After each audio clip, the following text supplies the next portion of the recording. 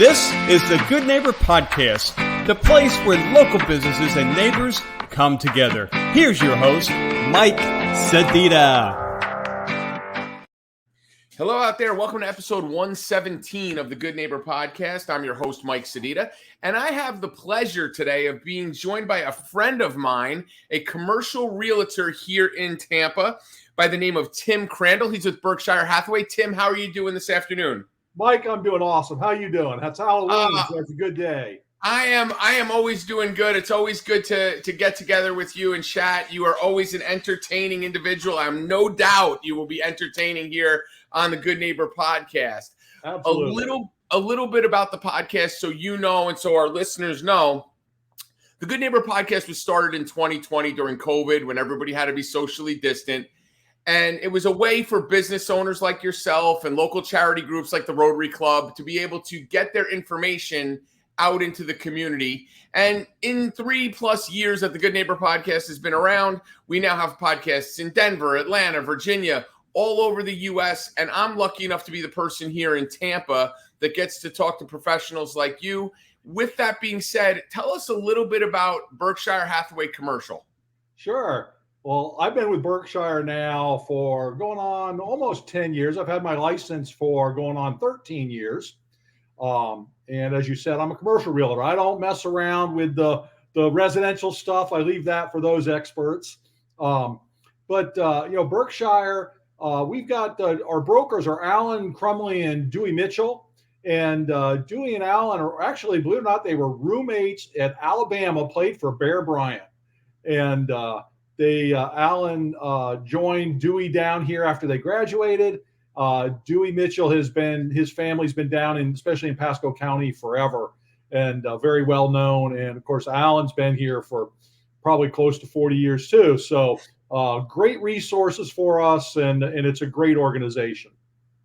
So let me ask you this. So just to clarify, so people who aren't as quite familiar with the differences, I mean, it's pretty self-explanatory, but you are not dragging home buyers around Tampa and you're not trying to list homes. You are strictly looking at the market here and putting businesses into leased space or buying properties like commercial, industrial. That's your focus. That is 100% correct. So the commercial market kind of breaks down into, you've got multifamily, which can be apartments, anything over 4 units, up to high rises. There's hospitality, which is kind of hotels, that type of thing. Industrial, which is like warehouses, and then office, medical, and of course, retail. So the market right now, I mean, we're in Pasco County. I'm in Wesley Chapel. I know you're kind of all over this area, North Hillsborough, Pasco. Can anybody find like 500 square feet of office space? Like, it's really tight right now. It's crazy. It's just crazy, the limited amount of space that's available. You're so right, Mike. It's a little scary. The market's very, very tight at the moment as far as inventory goes. And that's true whether you're buying or selling. The retail space, you can find some retail space right now, but retail's going really high. Even in, say, Orlando Lakes, you could be spending for retail $50 a square foot. Wow. Net. That used to be a number you'd only see down in maybe South Tampa. Warehouse space, if you've got somebody that wants 100,000, 50,000 square feet, we can get you that. It's the small end user, the trades that want 2,500, maybe 5,000. Those are really difficult to find right now. So, set some listeners maybe at ease or make them a little bit more nervous. I mean, is there, like, for example, driving out 54 from Wesley Chapel west towards Odessa, on the left-hand side, somewhere like kind of western Land O'Lakes, there is a complex that is just, it looks like a huge warehouse that I've watched be built over the past couple of years.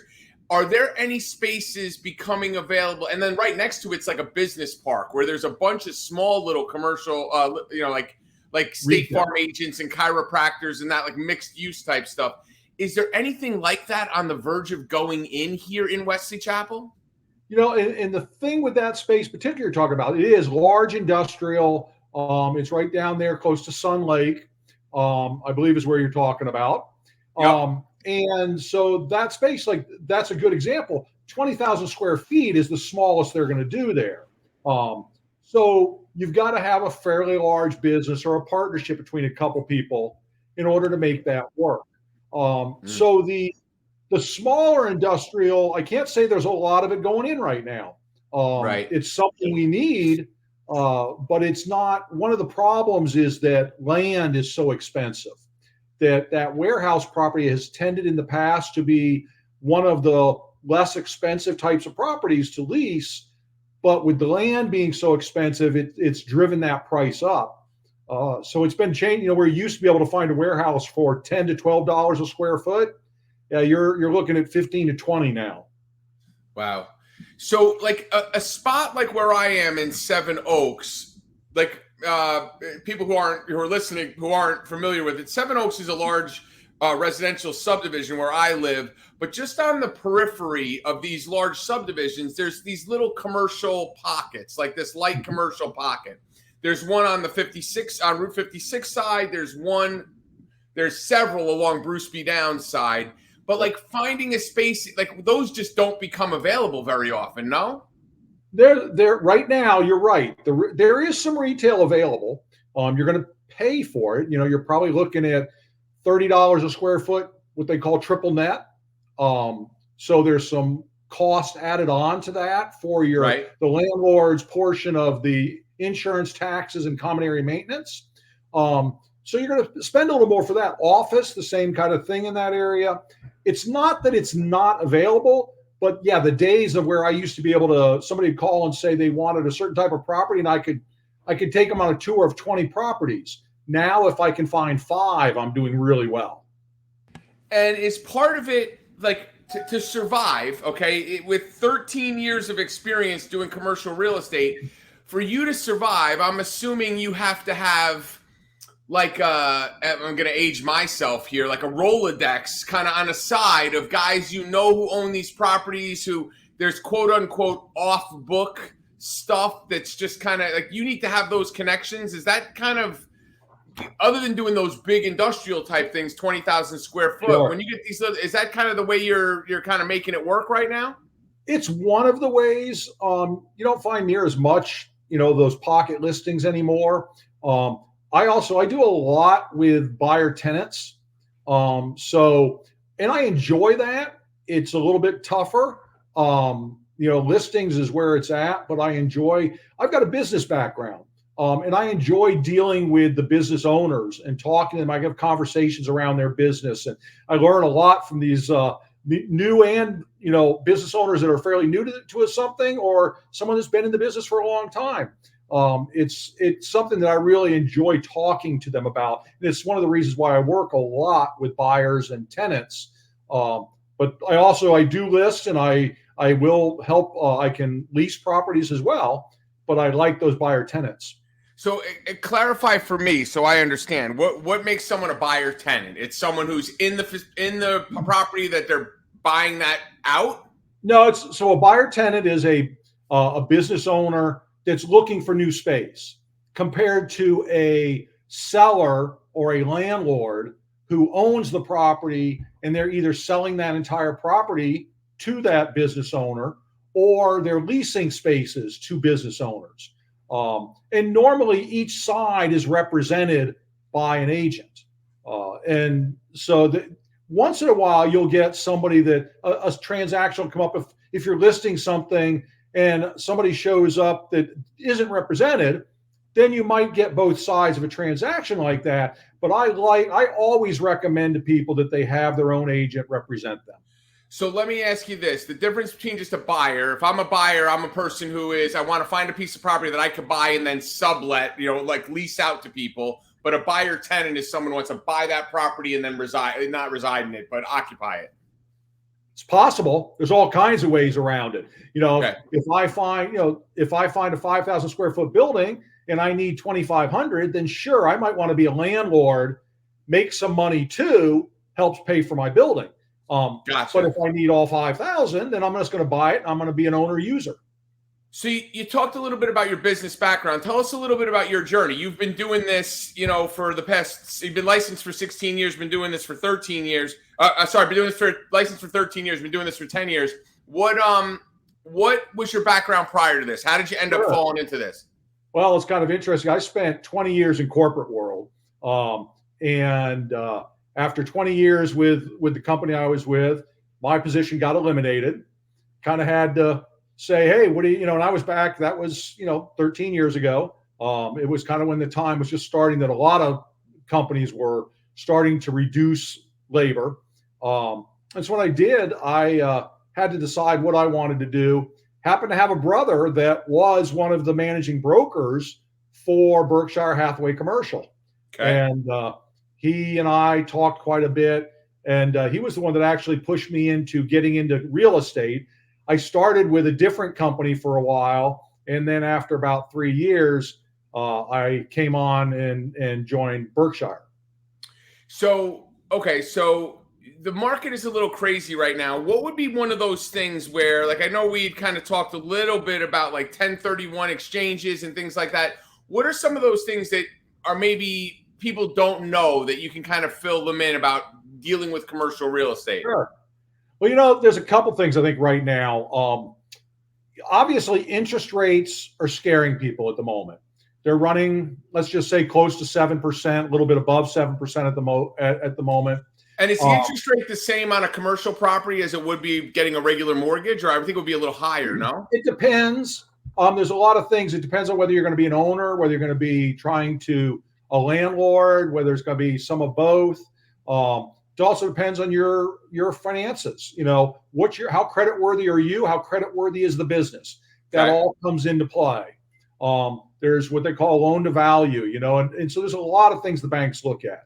And I'm blessed to have several bankers that I know that, probably started out as just bankers with me and have turned into really good friends and also happen to be just experts in their field.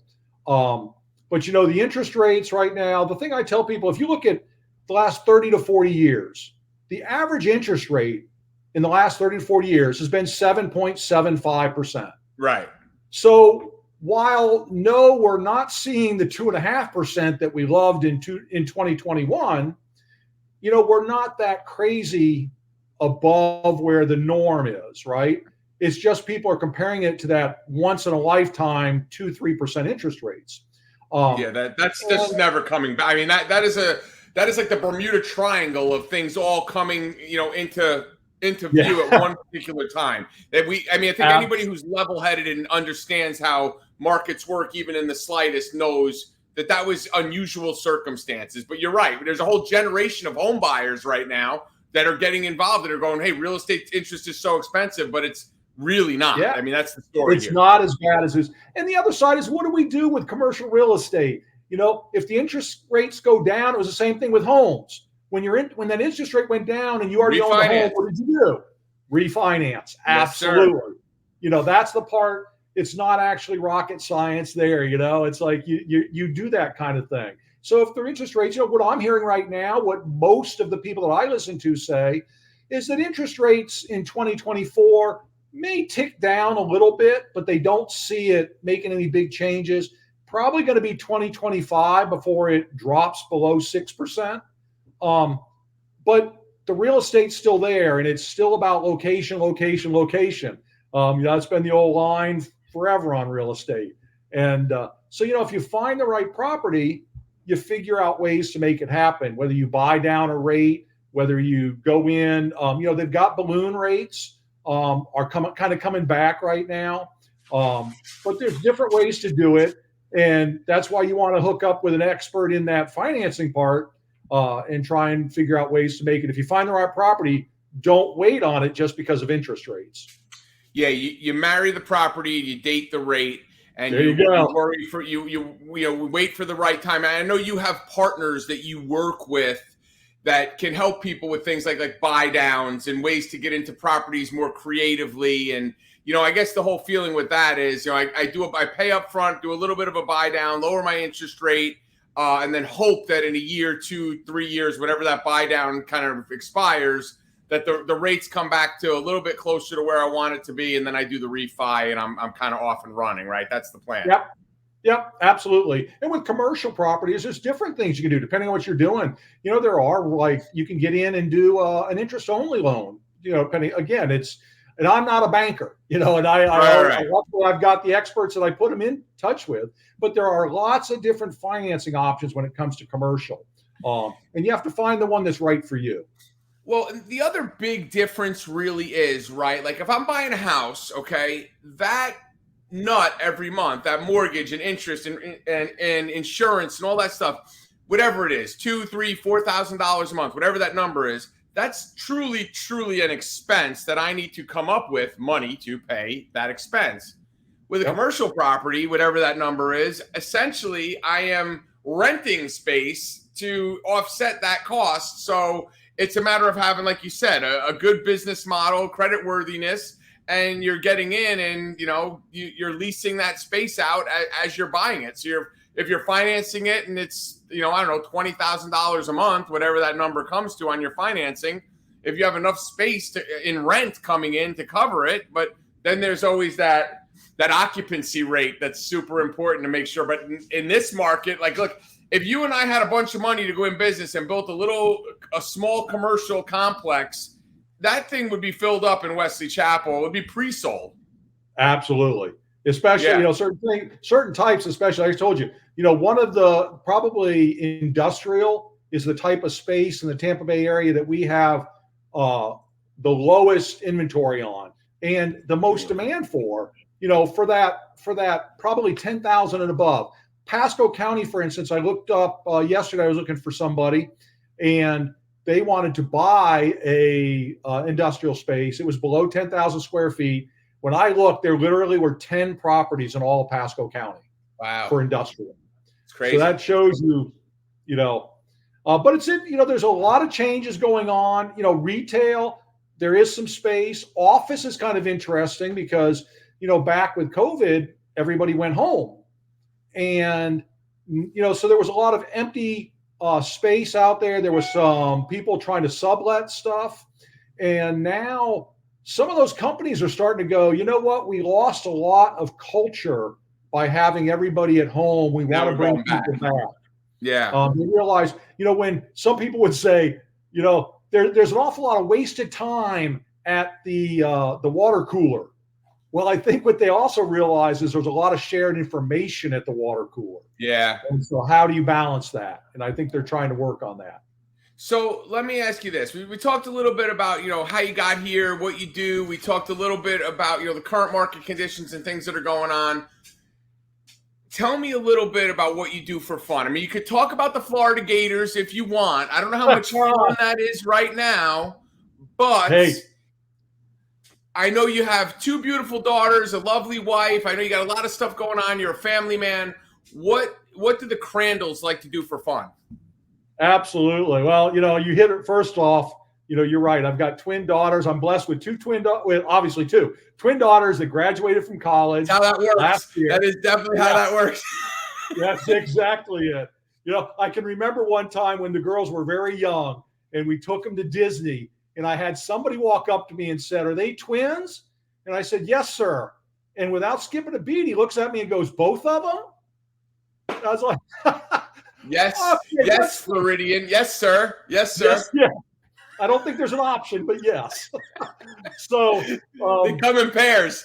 Yeah, they do. That's how it works. But yes, I've got one that's a Florida Gator, and they got enough of my money that yes, I have to support the Florida Gators. Yep. I've actually been a Gator fan my whole life. Then my other daughter graduated from Oklahoma City University as a dance and dance management major. And she is actually just finished up in Ogunquit, Maine, working there at Ogunquit Playhouse that's been around for, I don't know, it's like 60, 70, 80 years, something crazy like that. And the place she was working at, for all you people about my age, Sally Struthers was in the show that she was just working with and said she was a wonderful person to be around. Sally Struthers from All in the Family. You got it. Exactly. Yeah, okay. They were doing some people might remember her from her commercials, but I am unfortunately old enough to remember her from Archie Bunker. So now both your daughters are in the Northeast, right? Like your one daughter, they're both kind of you and your wife are empty nesters right now, is what we're talking about. 100%. They're both, matter of fact, Morgan graduated from Florida, got a job in New York City. She's been up there about a month now. And then my other daughter is just moving to New York City. She's going to start trying to audition and meet people and see if she can't get a job there ultimately on Broadway. That's great. And her love is the theater. Oh, 100%. It was kind of fun. I believe it was her 17th birthday. We took them to New York City, and the one that did it, we saw Hello, Dolly with Bernadette Peters. Oh. And she came, one of the true queens of Broadway, and she came out of that show going, I want to be up there. Yeah. Yep. They had loved it already. We had been up several times. So growing up, the girls, twins, I mean, are they opposites? Like one is very artistic and the other is very business-minded? It's funny. They're not as opposite as you think. They both danced since they were probably 4 years old. It's just, Morgan looked at me one time, probably about 9th grade, and said, Dad, I'd love to dance for a career, but I need to make money. My expenses are too high. So I said, go into business. And so that's what she did. And she's up there and she gets to go enjoy that. She still loves the theater. They both do. They always have. Yeah. But she wants to make her name in business and mostly in the beauty industry. Okay, so my big question, and I've wanted to ask you this for weeks now. Okay. Being a commercial real estate agent, okay, and being involved in that world, your daughter moves to New York City, which we know is like the most ridiculous real estate on the planet Earth. Are you going up there, you and your lovely wife going there with her to find a place just like a regular person, or are you calling in every favor of every person you possibly know going, hey, my kid's moving to New York City. Do you got anything? How can you get me? How are you approaching that? Well, yes, I did make some calls. Didn't have a whole lot of success to that. So you're right. I actually went up there for a weekend with Morgan before she had to be there. And she and I did what everybody else does in New York City. You walk around and you set up appointments and you go see apartments. You about choke when you look at the price and the size of them. And the space. We walked into one apartment and one of the bedrooms was literally 6.5 by 6.5.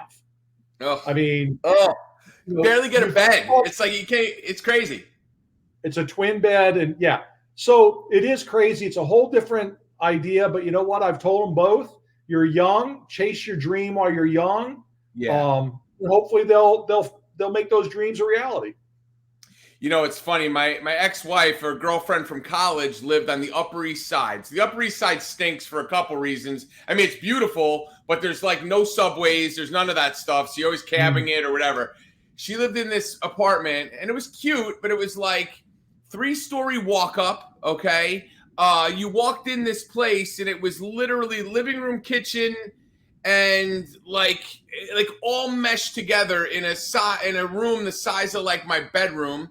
And then there were quote unquote 2 bedrooms, but there was like you walk in and you just kind of lay on the bed. There's like not even like dressers. You got to get real college dorm room creative. And like the 3-story walk up, it was crazy. I mean, I don't know. The time in your life to live that way is now for them, which is great. And I know how proud you are of both of your girls, and I know how excited you are for both of them. What do you do for fun, though, personally, besides watch Florida lose week in and week out? What do you do for Absolutely. For fun? I've always been a sports fan. I love to play golf. I'm not overly good at it, but I've got great friends that I love to go out and play with, and that's what truly what golf is about, is more the friendship, and there might be a little bit of drinking going on the course. The swing juice. You need swing juice. Everybody needs a little swing juice. 100%, and when the twins came along, I've said God's got a sense of humor, because I grew up one of four brothers. And then God gives me twin daughters, and so I learned how I got really good at doing ponytails. Never did figure out how to do a braid. So braids are tough. They are. And if there's any dads out there with girls that they're not used to be around, the one thing I'll tell you, the quick thing to learn is that when your daughter comes up to you and asks you if you can paint her, she can paint your fingernails, ask to see the nail polish remover, and then you're okay. Okay. Or else you're going to show a commercial property with pink fingernails. Sometimes it might sell, maybe, in certain neighborhoods, unlikely in Pasco County to get away with it. I went out to an Outback one day with barrettes in my hair, and I didn't realize she hadn't taken them out. So, hey, listen, It happens to the best of them. You're a great dad. I know how proud you are of your girls. Tell us a little bit about, what's the big differentiator? I can't shake a tree in my yard without 16, residential and commercial real estate agents falling out of it. What is the big difference? Why do I need to come to you when people are listening to this versus going to every Tom, Dick, and Harry down the street? Sure. I think there's a few things. One is that I have been doing it for 13 years now. I grew up in Pinellas County, grew up in St. Pete. I've spent the majority of my life in Florida, did live a few years in Orlando. I know that area as well. But majority of my life, I've been in the Tampa Bay area. So I know this area like the back of my hand. I love this area. Second of all is that, and one of the things that I think I've got an amazing network of incredible vendors that I can put people in touch with. And it's one thing I always tell all of my clients is that these are people, I don't take a penny from them. These are people I know, like, and trust, that I would love to be able to put somebody in contact with. I tell my friends, I tell my Rotary, because we're in Rotary together. I tell my people in Rotary, if you need somebody, ask me, because the chances are I know a great person for you. And I can tell you the people that I recommend are top notch. Bankers, different, I always try to, bank's a great example of I try to give people options. I almost never give them one person. Give them three and let them contact those people and see who fits their needs the best. Because banks, even, when it comes to lending, different programs, fit different people. That's the biggest thing too. I mean, we both do quite a bit of networking in the area. We're involved in a bunch of stuff. Depending on what group you're in, there's a couple of people for everything. And one of the things I ran into with some of my networking is, how do we know you're going to refer this particular person? And the reality is not every person jives with every person. So yes, I will refer from group A, I will refer from group B and group C, and let the person I'm referring to see who they jive with the best.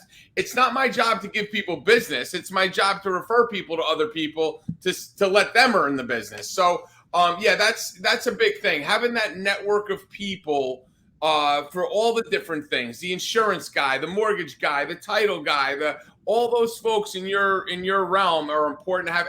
And honestly, having that residential agent that you work with too, because I know you work with Tim also, another Tim, and you guys work well together, because when someone's coming to him for commercial, I know you're his guy. When someone's coming to you that might need residential as well, he's your guy. It just makes the softer we can make the engagement for the person we're dealing with, it's the better for everybody. And I know you have a good group of folks that you work with. Absolutely. What is if someone's, right now in the market, if I'm an insurance agent or I am a smoothie shop and I'm looking for space, how do we get a hold of Tim? The best way to get a hold of me is call or text. I can give you my number, which is 813-733-1366. I will answer calls, text, either one. Easy way to get a hold of me. I take calls on weekends. That's the nice thing about being empty nesters now, is that I've got some time on my hands to no more recitals to go to. No, I'm done with those. So, the one other thing, Mike, I was going to touch on real quick that you just mentioned was that I'm a firm believer that when it comes to real estate, I don't play in the residential market because residential and commercial are very different. And there are agents out there that will do both. I recommend you find somebody that specializes in that field. And that's why I love commercial. If somebody were to call me, I've had friends that I've worked with, clients that have said, "Hey, Tim, I want you to sell my house." And I'm like, you know what? I appreciate that. I appreciate that loyalty, but let me get you somebody that's an expert. And I put them in contact with one of the people I know. Yeah, nuance. I mean, there is nuance, right? Like, I mean, how you write a residential contract is drastically different from you're looking at projections and all other stuff that's going on a property. Totally different animals, and absolutely a great point to point out to people. Don't just call the person you know who happens to be in real estate. Call the person who handles the specialty you're looking for. Absolutely. So, guys, if you're listening to this and you're in the, I know we're talking about Pasco County, but Tim can help you anywhere in the state of Florida. I mean, if you are, if it's a big enough, right enough job, and you need to be in Orlando, I guarantee you, if you call 813-733-1366, Tim will help you find what you're looking for. Tim, thank you for being a good neighbor. Thank you for being, a fellow networker, a fellow Rotarian. Thank you for everything you do in the community here. I know how you are, how involved you are, and thank you for being on the podcast with us. Mike, thanks for having me. I've enjoyed this. Appreciate it. Thanks for listening to the Good Neighbor Podcast Pasco. To nominate your favorite local businesses to be featured on the show, go to gnppasco.com. That's gnppasco.com, or call 813-922-3610.